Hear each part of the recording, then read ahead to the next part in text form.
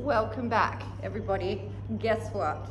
This is the very last day of March Madness. We have made it through the whole month. We have now, after this one, we have gone through together 31 of the Joseph Pilates OG mat repertoire.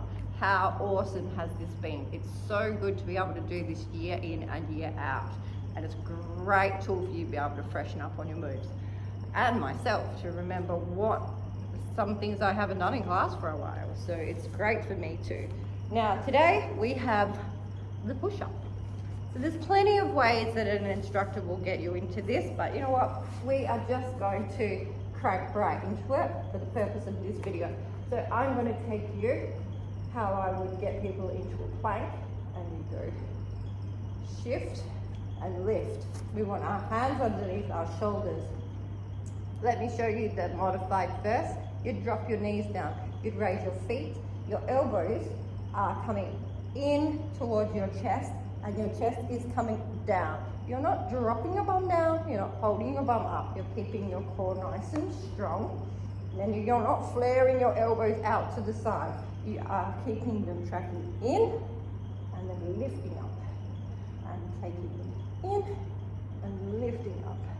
I'll do one more like this. Yeah. And then we're going to come up. This is the full push up. And down. 2. Last one.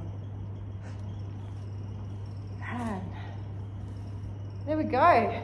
We did it. We made it. Me and you, us, together. We tiptoed our way all the way through March Madness. And you let me share with you some things that I find difficult and some things that I haven't done in class. And I have no idea how you felt. So feel free to pop a comment between anything you try, underneath anything that you try, and keep practicing your Pilates. Remember, if you love to do it at home, we do have the on-demand at Making Time for Your Pilates.